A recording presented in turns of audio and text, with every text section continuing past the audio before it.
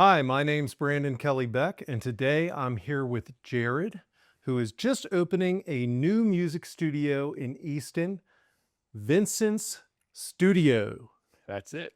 Fantastic. Well, hey, it's awesome to have you on here. Well, as everyone knows, we are friends. So I wanted to have Jared on here because this is a big thing. He's opening his own music studio and he works with children in playing piano. So, Mostly children, yeah. yeah. Vast majority of my students are ages 6 to 12. And so at Vincent Studios, it's no exaggeration to say that it's pretty much all for them. And there's, some adult students, and it's going to be delightful for them as well. But delighting the 6 to 12-year-olds and amplifying their musical experiences at the forefront of this place. Yeah, I think what's cool is when I met Jared, he's a really fun person to hang out with. So, and kind of boisterous and playful. And I've always been kind of curious how you even get kids into playing music because I tried like as a kid to play piano and I always like stunk at it and I never had lessons and like no one was there to help me kind of learn how. Like it was more like my friend had his mom had a piano and I'd like make the Jaws soundtrack on it and that was it. Yeah.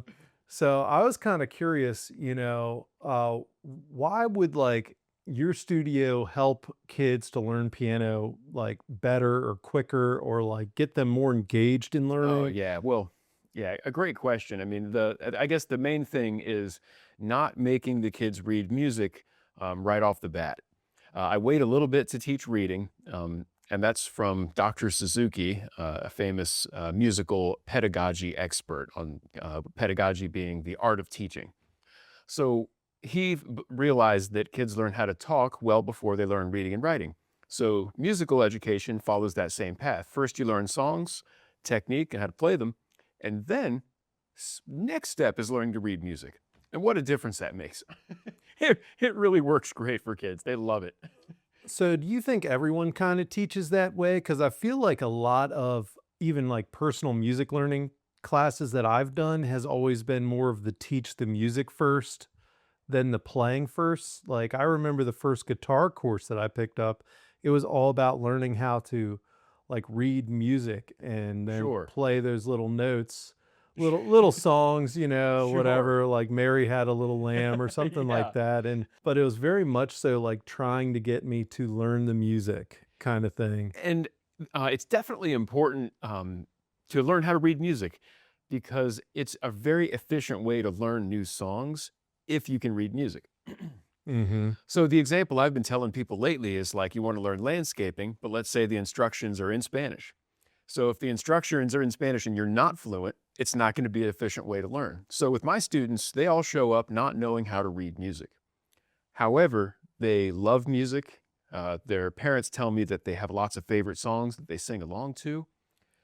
I'm sure. Yeah, so we start there and I show them how to play songs and the songs they like. And then once they have a musical vocabulary, it's time to begin learning how to read. Now, I'll sprinkle in some reading lessons in the beginning for fun, lines and spaces and how all that works. And I have a Mhm. method on that as well that's pretty unique.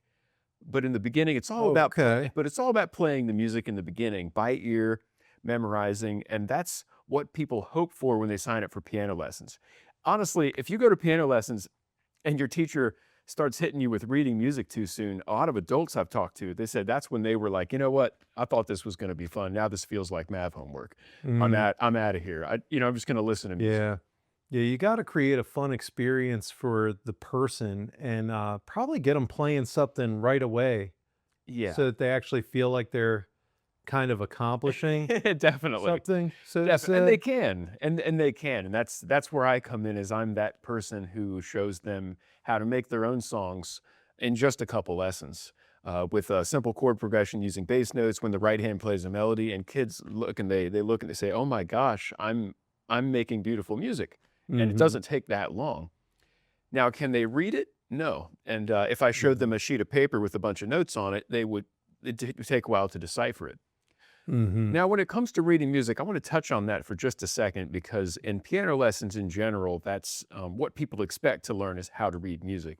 And that's an intimidating part. So without going into too much musical jargon, I'll say that I teach the landmark system, which I'm not the only one teaching this, but I'm one of those teachers that believes in the landmark Is that system. the every good boy does fine? No, it's Oh. actually not. Yeah, so it's actually so the every good boy does fine. It's just showing you what all the lines mean. My strategy is rather to show them treble G, which is one specific line on the staff. So that beautiful treble clef sign, I'm sure we all know that symbol. It circles treble G.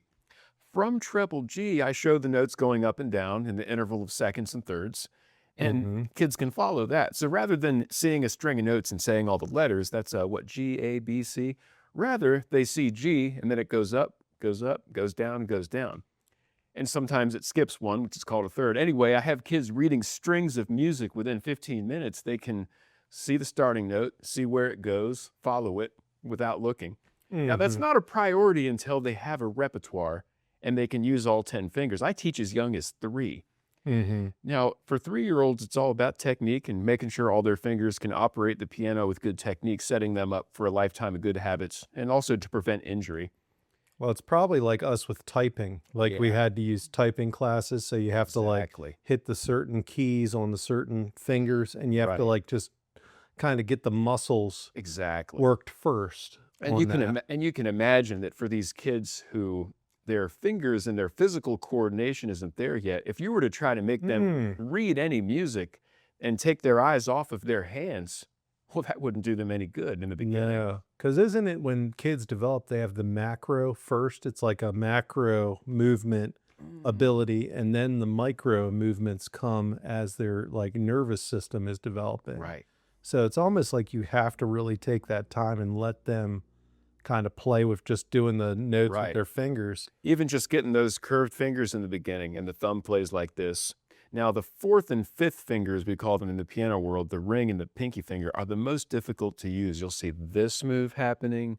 The ring finger tends to flex out like this, which is also not correct. So I work with them and I've got all kinds of fun physical activities to help them learn how to do it. And once Mhm. they can use all 10 fingers effectively, the time is ripe to teach them a song that uses all 10 fingers.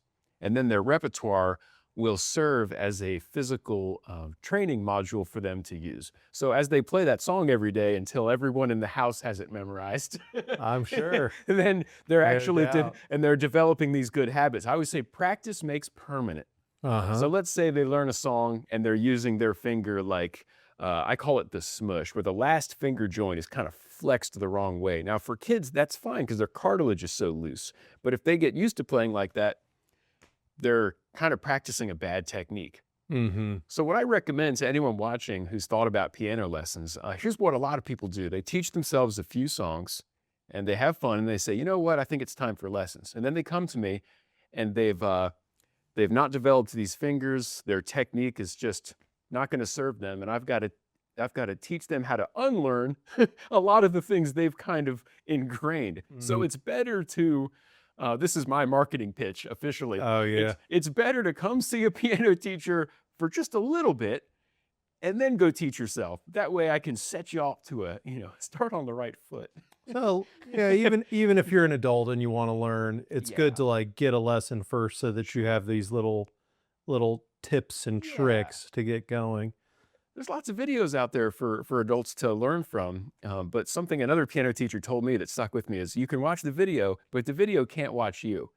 So that's really where the Mhm. value is in a tutoring session Mhm. is someone to just call you out and help keep you honest about your technique. Because even I have certain technique things that I'm working on and some bad habits that I picked up along the way that now I've got to unlearn. Yeah. So I think the parallel that I can see is because I see a personal trainer.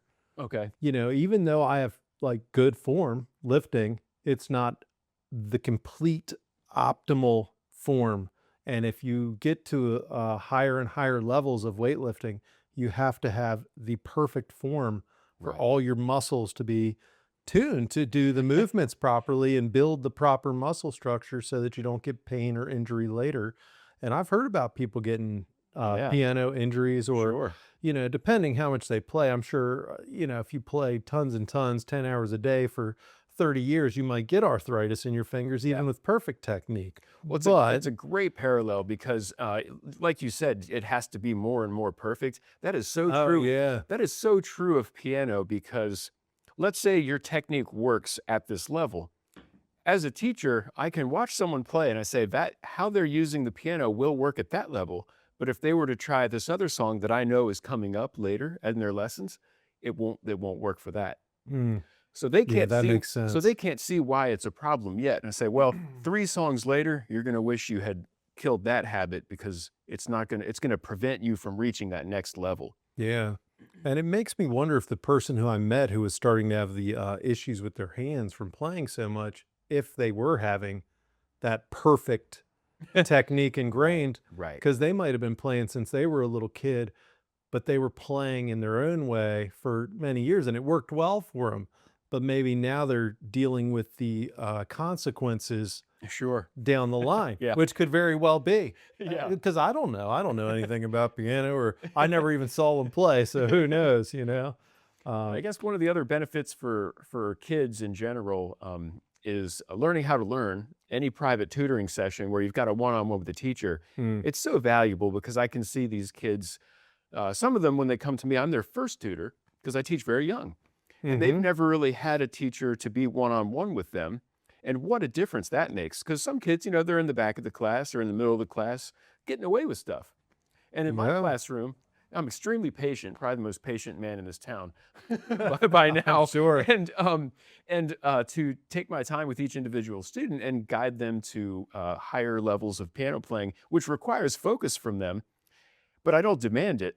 But I set up a space where they can get locked in, and I can see when they enter that flow state and that switch flips where they listen carefully, they try to repeat it, they listen again, they try to repeat it, and it's a lot of right brain because they're listening and creating something, and it's a music, so it's a happy song or a sad song, and they're feeling something. Now, if you introduce reading music too early, this is the big thing about my curriculum. They have to look at the paper and think, okay, it's a line, then a space, then it goes up a third, down a second. That's a C, that's a B. They're thinking about Mm, letters and numbers. Once you start thinking about letters and numbers, like you said, every good boy does fine. If you've had piano mhm, lessons and that's what you remember, every good boy does fine, that's the left brain part of mhm. music making. When I play piano, even though I can read music, I'm not thinking about letters, and neither are my students.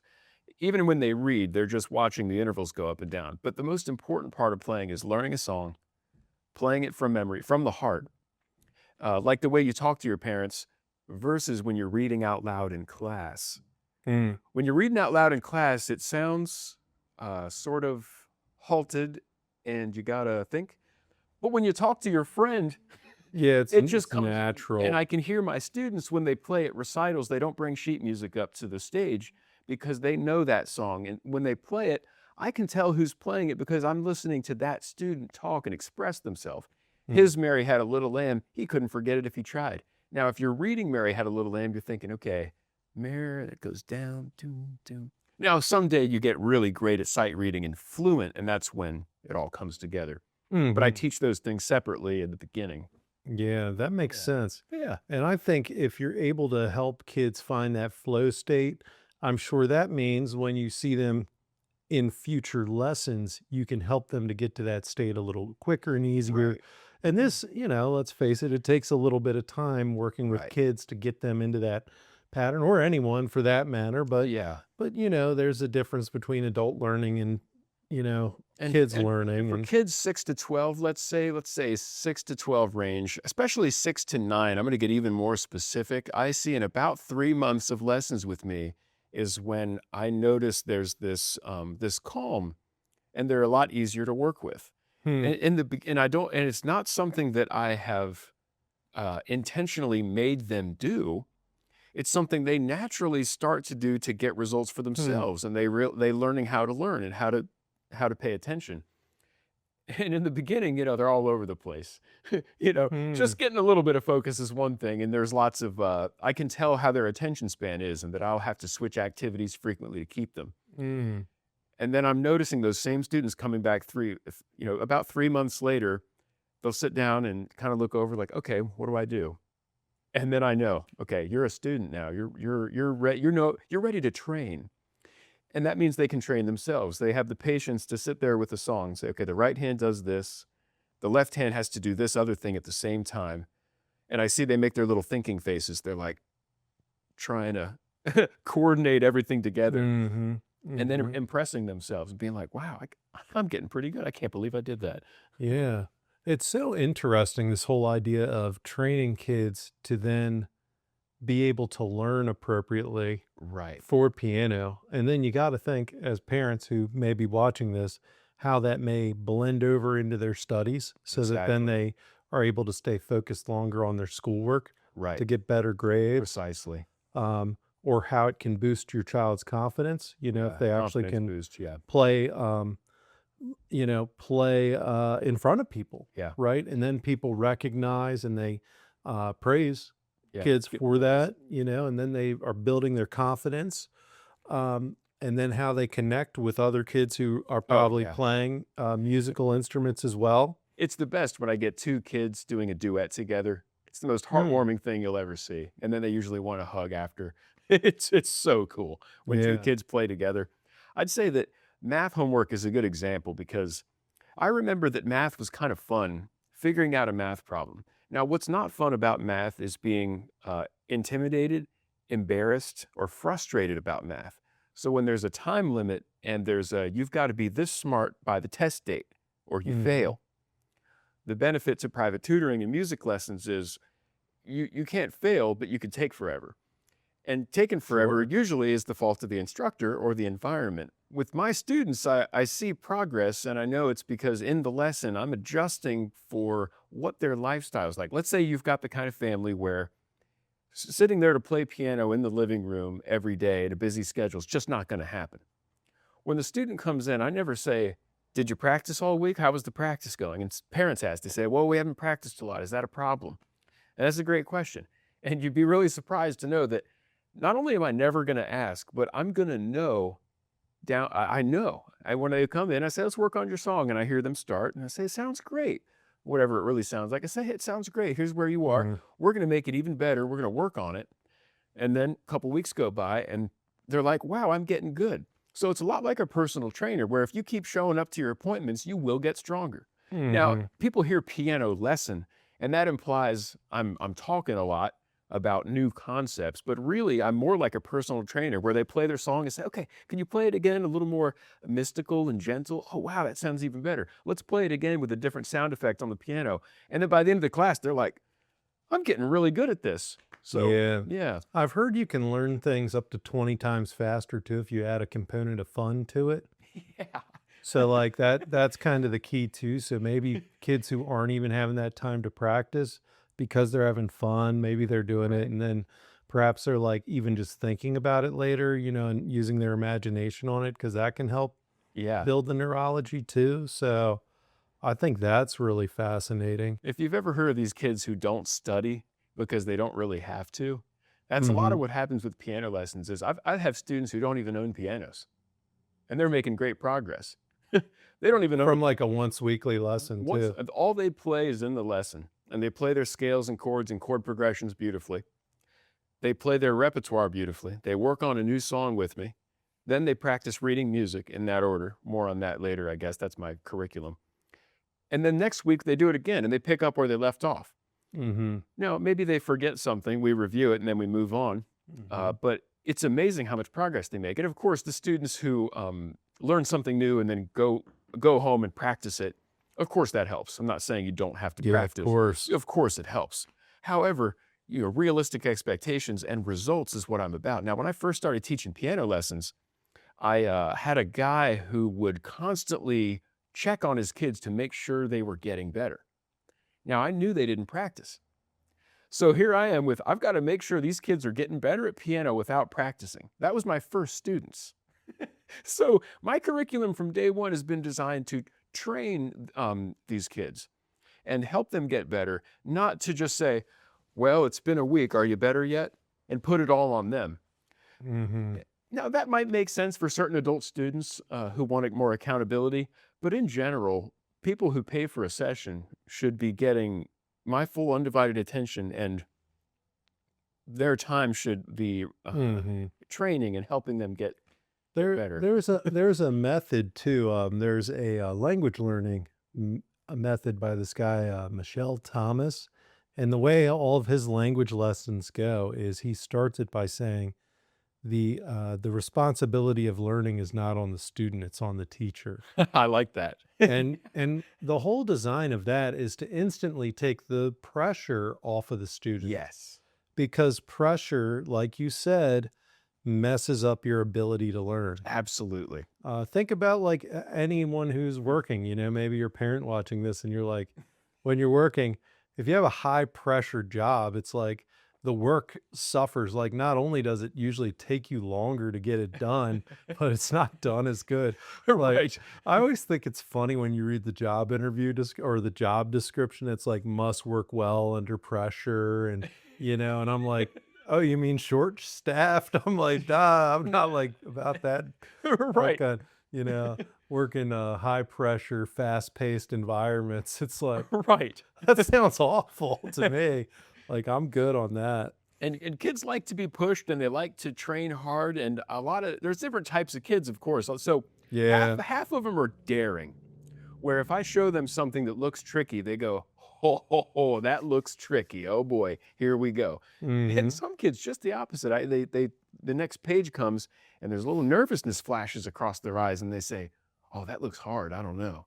Yeah. Yeah. So there's definitely two types of methods for those two types of kids. And you've got extremely willful kids who just have a headstrong attitude where they practically want to run the lesson. And they've got so many Yeah. ideas about what we're going to do in the lesson. And I don't want to discourage that general energy of the kid, because these leader type kids who are like, I've got lots of ideas, I've got lots of things I want to do. Now, half of their ideas are unproductive, and I can't let that happen during our 30-minute session. Yeah. True. But I always keep it as a yes and. Say, hey, we can try Yeah. that, but let's, spin it towards something educational, because I can't Sure. just keep shutting them down. I'd never want to discourage that sort of willful, assertive type of personality, because Hmm. those types of people are going to be so important when they grow up, who take the lead. Well, I'm sure you can pick one of their ideas and say, I think Oh, that's great. I do. And then, Yeah, of course. and then you just run with that one idea that sounds Yeah. like it's going to make sense to Yeah. mix in. And then, Right. and then there's the kids who go, they just sit down and say, so what do I do? And they have Mhm. no desire to run the lesson at all. They're like, man, just take me Yeah. through all the stuff like normal and I'll just do what you say. I'm gonna play some music. It's gonna be great. Mhm. And improv is like that too. So improv is a part of music where you just play some chord progressions and make up melodies on the spot. Mhm. And if I show you the right scales to use in the right hand, I can make sure that a beginner is gonna sound good, but have to be creative and make the melody up, but within certain Mhm. constraints, so it's not so risky, and then we make it riskier and riskier.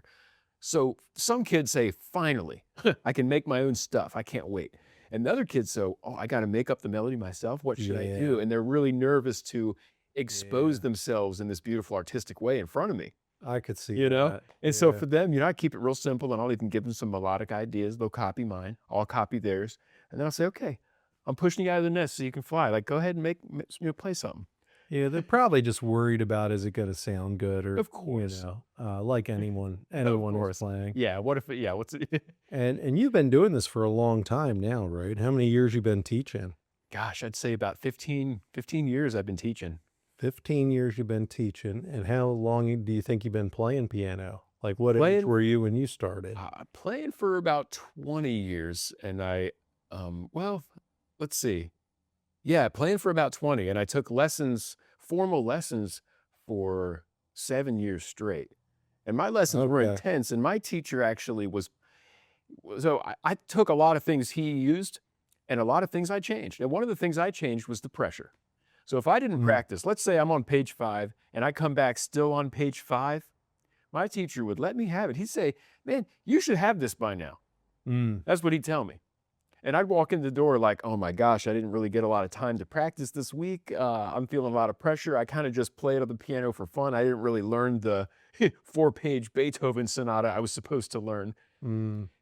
Now, for my students, depending on their musical goals, it might not make sense to actually assign them songs. Some of my students, like teenagers, they have lots of songs they learn on YouTube and they're trying to learn stuff.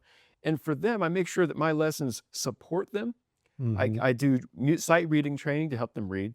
I teach them about theory and chord progressions. And if they have Hmm. questions about a song they're learning, I'll help them, but I'm not going to assign pieces to them, even though I want to. I can think of the best song for them to learn right now, but at a certain Yeah. point as a teacher, I can ask them their goals and make sure the lesson is helpful to them. And I respect them as musicians. Now, for kids, that's not the case. If you're 6 years old, I'm going to tell you what songs to learn in what order, mostly because all these songs have an educational benefit, either physically, mentally, or musically. And they're also not going to be frustrating. I mean, some kids want to learn the Moonlight Sonata, for example. And if I know they're just not ready, or it's not going to help them or teach them any good habits, I'll say, we're going to wait for that one. We're going to wait a little bit for their own good, but we won't get back to Yeah. it. Yeah.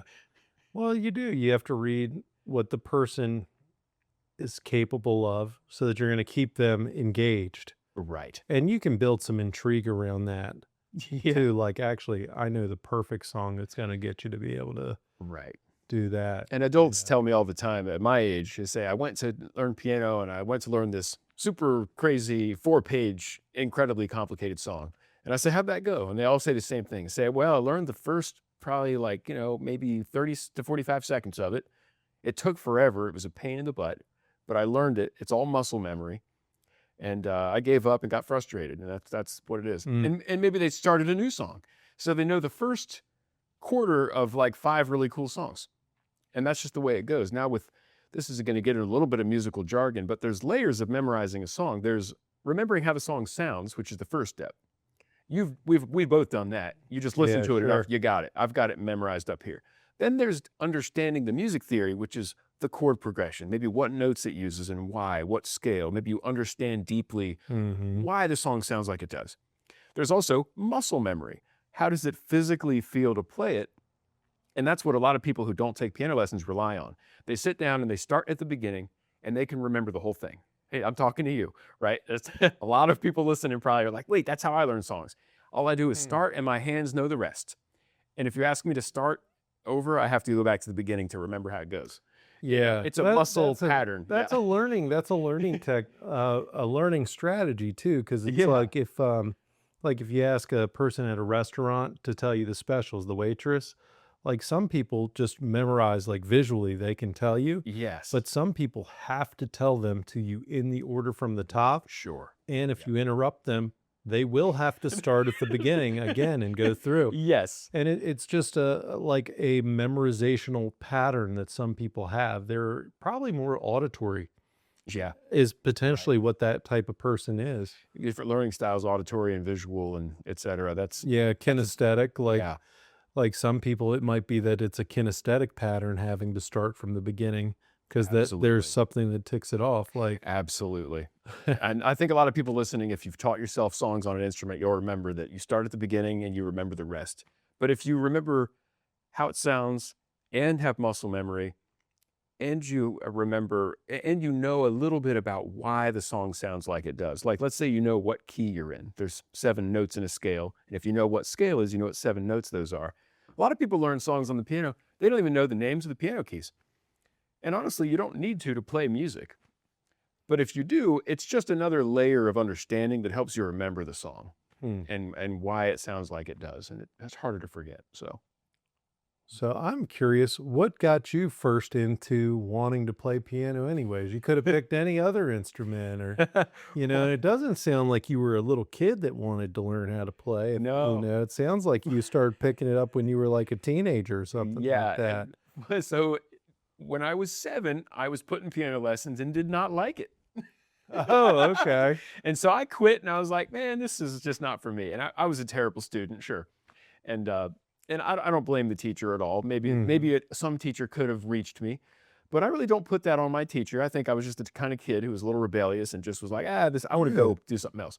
However, I came back to it in my late teens, early 20s, and found my same teacher because I saw my friend play piano and he played something really cool and impressive. And I was like, man, that looks like fun. All right, I got to try this. So I called that same teacher, found him, and took lessons from him again with renewed interest and paid for it myself and practiced. And I was like, okay, I'm going to learn piano. And at a certain point, I got good enough where I was like, okay, I reached my goal, which Everyone has different musical goals. Mine is to memorize my favorite songs. Pretty simple. Some Yeah. people want to play in front of an audience. Some people want to do gigs. I just want to get home from work, sit at the piano and play the songs that are meaningful emotionally to me that I love, and to sing and play and just have a good time. That's really it. So my musical goals were pretty easy to reach. Now, I ended up getting pretty high level because I actually Mm. found out I love classical music, which is probably the most technical. So so so Okay. I went pretty far. Now, a lot of people listening probably would be satisfied with not as many lessons as me, because if you just want to hear a song on the radio, figure out what chords it is and play it and sing along, it doesn't take that long. You can Hmm. learn how to do that on a piano pretty quick. I'd say even quicker than guitar, because guitar has some physical limitations What do you there. think? It'd take someone a year and a half to 2 years? For an adult, yeah, about that long, maybe less, depending on how seriously they take it and how How much they often they grind. practice? How often? Sure. And there's not a lot of physical barriers, which is the thing about piano. I have this joke where I say the hardest parts of piano are three things: paying for it, lifting it, and building it. Playing, it's easy. You just press the notes. Now, for guitarists, you really have to press the way that your finger strikes the Mm. note has such a difference in Yeah, sound. it does. And there can be some chords that are physically difficult, like bar chords. It's also the way that the strings are set up and the Yeah. way that the notes are arranged, and also it just changes sometimes. Like Yeah. it's just The shape of the it chords can look a lot different. Whereas in shape piano, of the chords. shape of the chord in piano, there could be a black or a white key, but other than that, the shapes are pretty uniform. So I'd say that for learning chords and singing, which a lot of people, that's their goal. They hear all these songs and they sing and they want to play piano. I can help you learn that pretty easily. It's not going to take that long. Now, Hmm. if you want to play a Beethoven sonata, you're going to have to put some time in for sure. But once you I'm can, more interested in the first, yeah, right. And I you think a know? lot of people are. You want to play Yeah. those cool songs that you like. And the good news is a lot of them are really not that tricky. And there might be a solo in there, an instrumental solo. That part might be a little tricky, but doing it by Yeah. ear would be lots of fun. Yeah. I think a lot of for me, what would be really cool is to play by ear. Oh, yeah. Like, I wouldn't even care about being able to read music Yes. because I had a friend when I lived in Baltimore, and she was incredible. She could just hear a song and play it by ear. You know that Yeah, yeah. what's that? 1,000 Mile song, Oh, Vanessa Carlton. of course. She could just hear it, and then like I don't know if she played it in the past or just like she's just hearing it on the spot, but she could just play it. Right.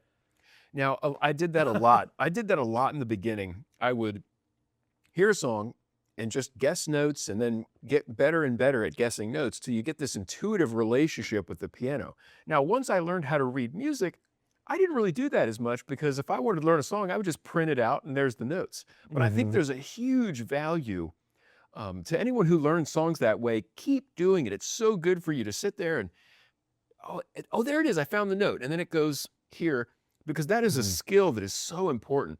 I have advanced students who have taken piano lessons for years, but their ability to play by ear and to learn songs from hearing them has just not been developed.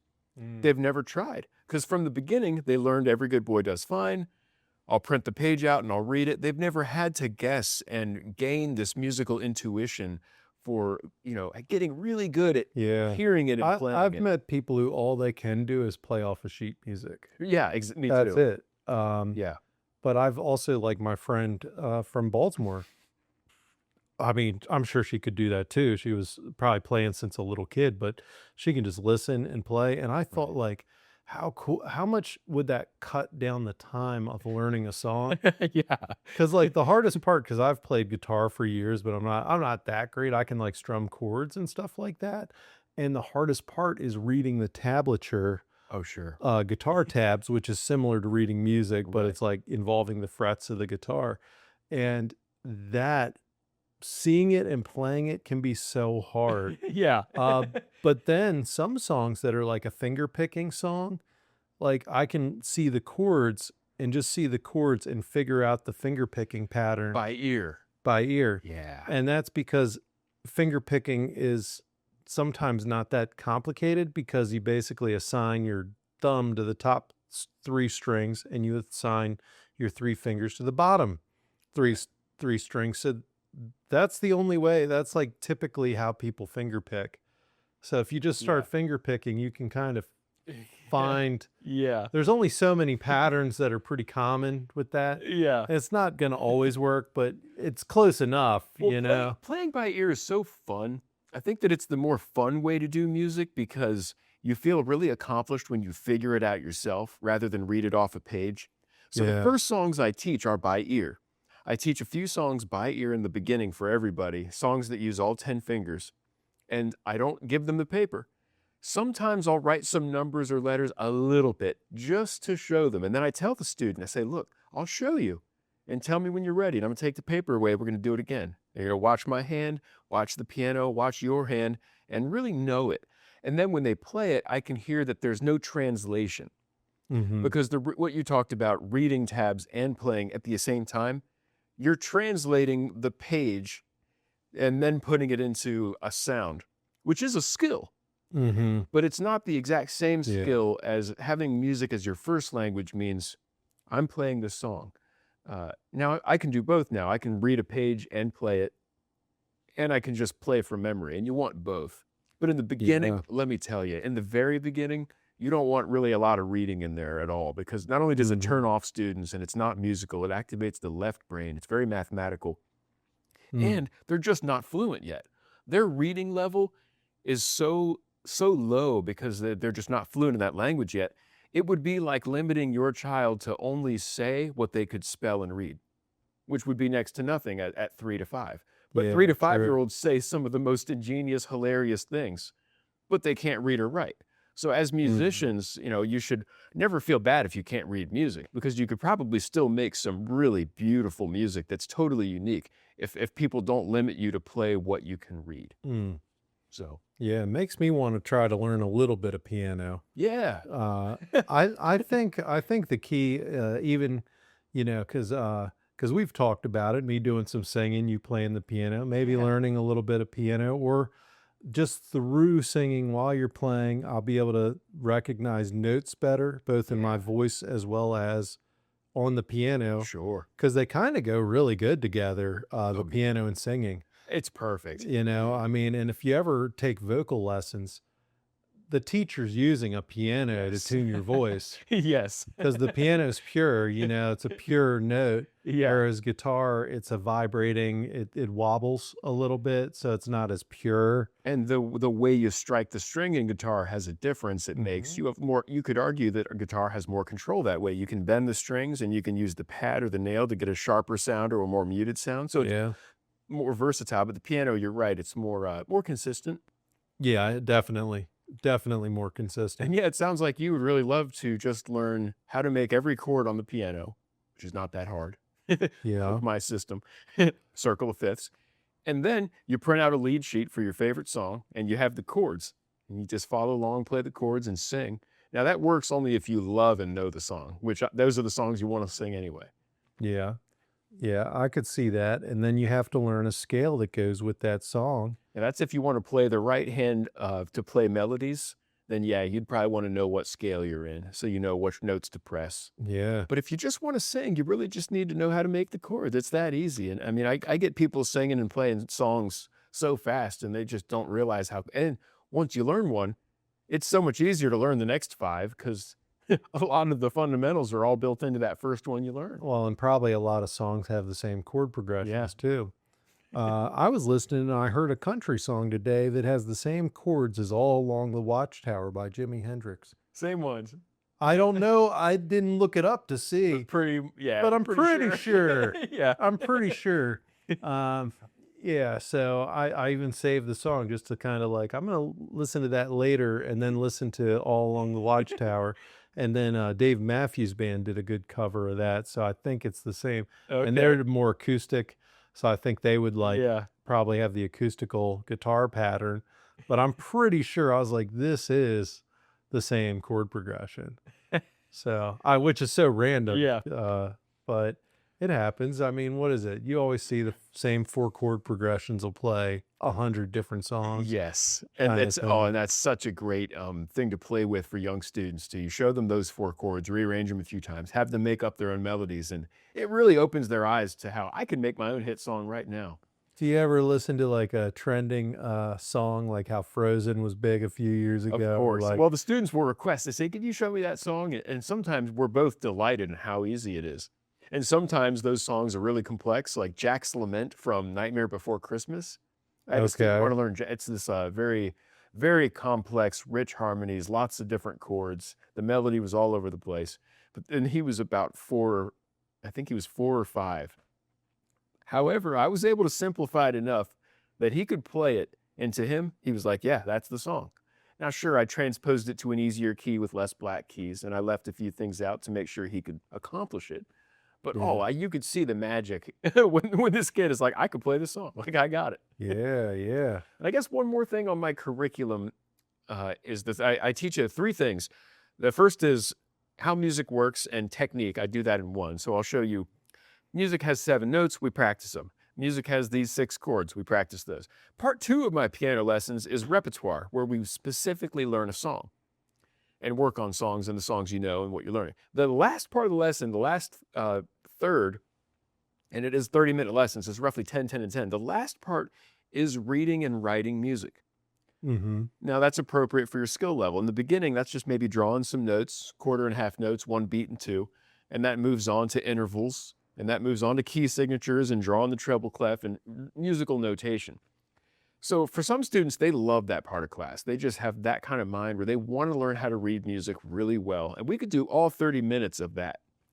I'd say that most students have the most fun at part 2 of the piano lesson, which is repertoire, which is to Okay. me the most important. You want to learn a So song. what, you try to learn new first, then repertoire? So Or repertoire, I'd say, is repertoire is part 2 of the lesson, and it starts with a few songs you know, and then a song that you're working on. okay, Yeah. gotcha. And then part 3, reading What's the music. first part? Warm up? So it serves as a warm up, but also understanding music. So I look at part 1 like going to the grocery store, getting all the ingredients. Here's some chords. Here's some notes in the scale. It's not a song. It almost sounds like a song. Your warm ups get so beautiful that people might ask, what song is that? And you say, hey, man, that's just C major. The diatonic triads of the scale and some of the scale degrees. I know it sounds beautiful, but hey, I'm just warming up. Part 2 is when you work on a song. Part 3, learn how to read. And what that does is separate the most important parts and give the student a chance to develop them individually. End result, when it all comes together, you can understand and play and read your favorite song. Cool. Yeah, that's the Yeah. It's so funny because, like, comparing it to personal training, I warm up for 30 minutes before I even start start a your personal trainings. And, like, we train for like an hour, and that's not enough time typically. Wow. Like, after a warm up, I probably need about an hour and a half to get the whole workout in, Yeah. Yeah. which is crazy because, like, if you think about it, Rest between sets, right? And a little bit. sure, but it's 2 hours, man. I Oh, mean, you know, because wow. I need about a half an hour to warm up. Yeah.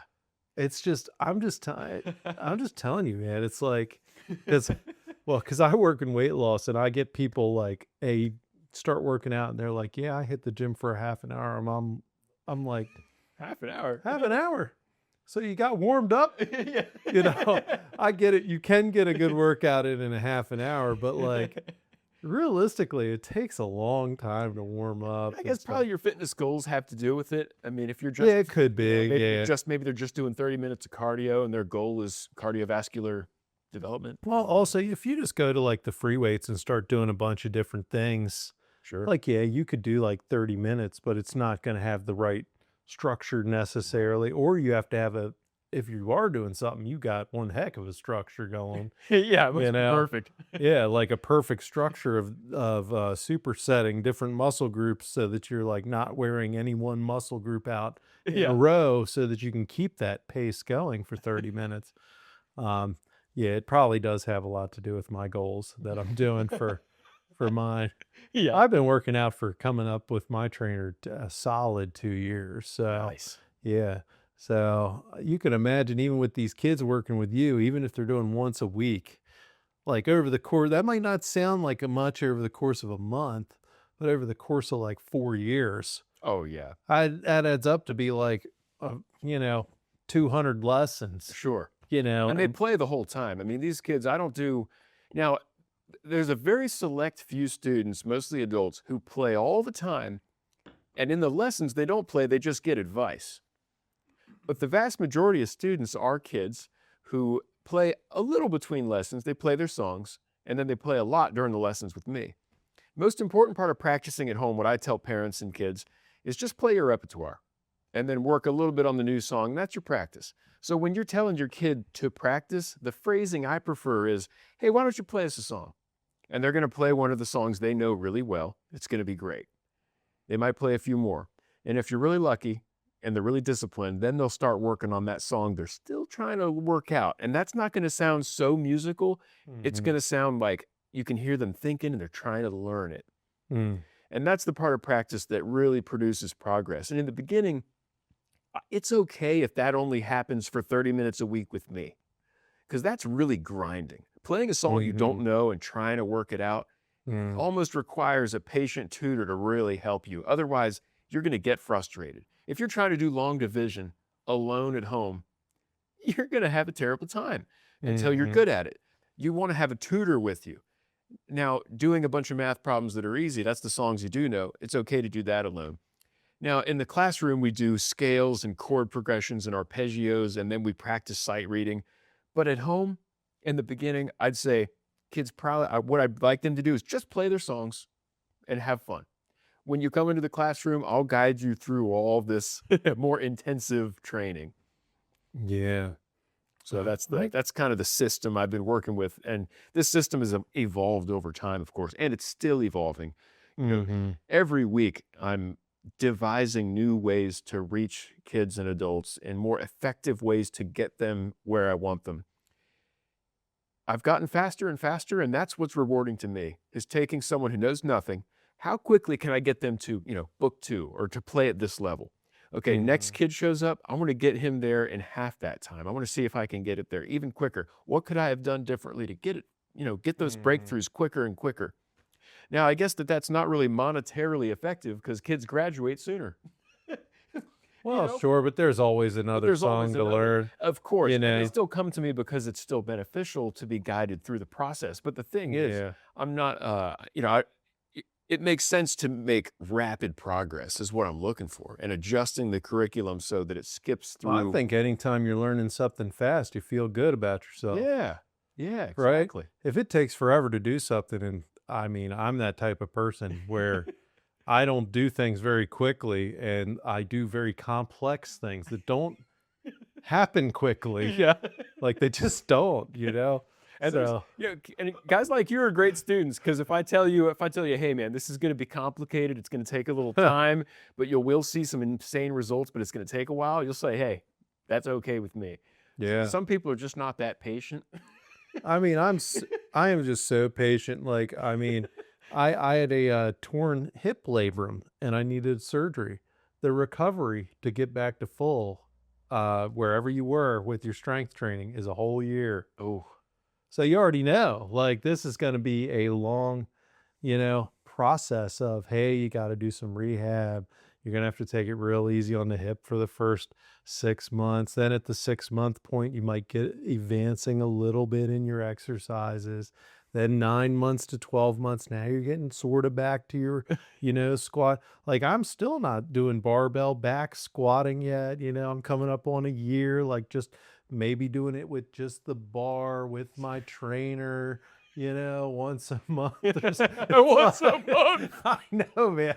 I'm telling the progress has been slow, but that's what it takes, man. Yeah, Like that's how important these whole foundational things are. Cause right, like in my case, it's a little different, but you rush in, then you re-injure yourself and then right, you're right back at square one again, right. and instead it's that whole idea of, hey, this is going to take longer to build, but it's going to be more strong and robust.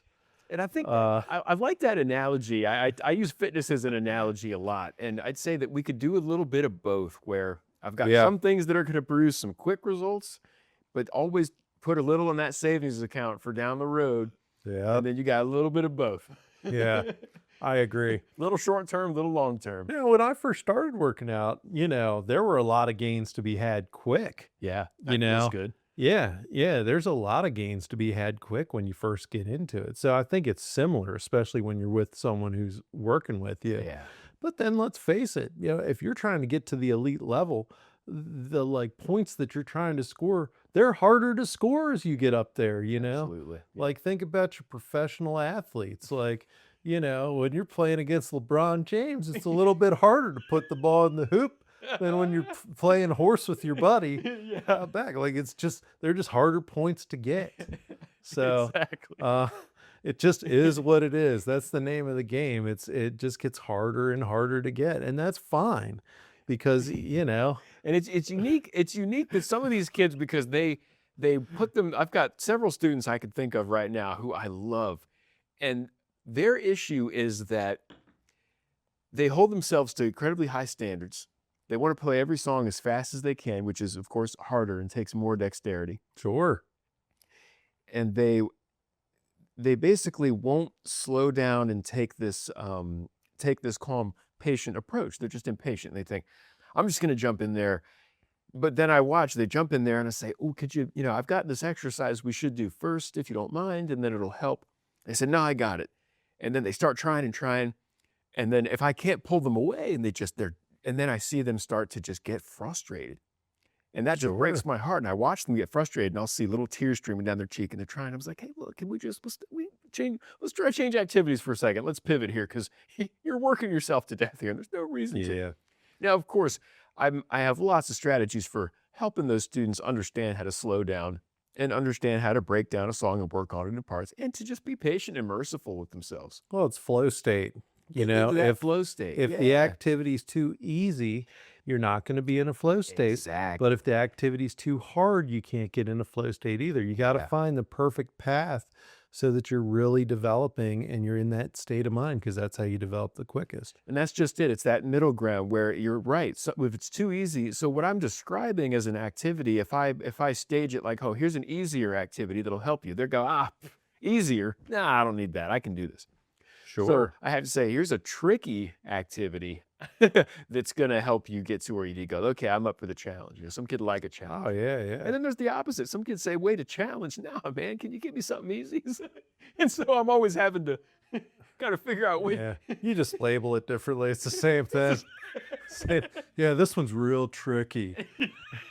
Oh yeah, this one's so easy. You got this one. Yeah. It's the same. It's the same thing. Oh, yeah. Yeah. Well, I can tell, man, you got a ton of passion for when it comes to teaching piano, playing piano, and helping people to reach their goals as quick as possible, Yeah. especially the little people. Yeah. The little kids. It's all for them, man. So- You can't not love them. They're just Yeah. they're so diverse. I would say some of them are so energetic, some aren't. Some are Yeah, very yeah. positive, some aren't. But all of them just delight me. And seeing their musical goals get reached, which are sometimes incredibly weird as kids, who knows what they want to learn Baby Shark or they want to learn some sound effects. Like they love sound effects. Doop, doop, doop, doop, doop, bup, bup. That was Oh, their, yeah. that's their goal. I could see that too, man. I could see that too. Well, I think half of it is just doing whatever the customer wants, right? To some extent, right? Of course. And then also kind of like getting them aligned with progressing. That's what I want to see. Yeah. I want to see them achieve a high technical degree of proficiency, a deep intellectual understanding of how music works so they could make their own music and learn songs quickly by understanding the principles that tie all music together, and learn how to read music fluently so that they could someday print out their favorite song, read it, and teach it to themselves. Yeah. My real super secret goal that I really want is to have one of my students give me a piano lesson. Hey, down the road, Hey. some of these 6 and 8, 10-year-olds, down the road, and they go on and go off to college and get even better than me, and then Sure. maybe I'll get a lesson. Wouldn't that Yeah. be something? I'm sure you will get a lesson one day. You know, You've taught enough kids. I'm sure I you'll get see one. what I'm out there. I've already got a few who I think are going to surpass me at some point. Yeah. Yeah. Well, that's But they've kinda got to work good. hard because I practice too. Yeah. Yeah. You're like, I got a few years. I got a head start, so. I got a head start. Yeah, cool. Well, if people are interested in finding out more about Jared and Vincent's studio, Yeah, and it's Vincent Studios. studios. Vincent Studios. Oh, It's the okay. official name I Okay. went with. Cool, cool. And we'll put a link to your website, right? Because you got your website Right, going on. So great, we'll put a yeah. link to it in the bottom, and then you can schedule there. I think it has a scheduling system Yeah, it too. sure does. So And that I teach makes it all easy. ages, most of the private lessons. There are some group classes available, but if you're a total beginner, I'd say private lessons is the way to go, especially if you just want an That's inch. that's probably just the best to go with anyway, Yeah, I'd say. realistically. Um, and then if it's easy to schedule, then people can just like find a block of time on there, and Yeah, and just jump in. that's cool. And it's your new location is right next to Sprouts, so very convenient to grab a coffee and come on over for a lesson. Yeah. You can't beat that. So, good deal. So that's everything for today. Thank you for coming on, Jared. Thanks, Kelly. Awesome to have you. Yeah, And looking forward to when we hang out and you teaching me how to play I'll piano see you to at the my favorite studio. song. Yeah, dude, I'm up for it, man. I'm up for learning it. All right. Well, thanks for joining us. Peace out.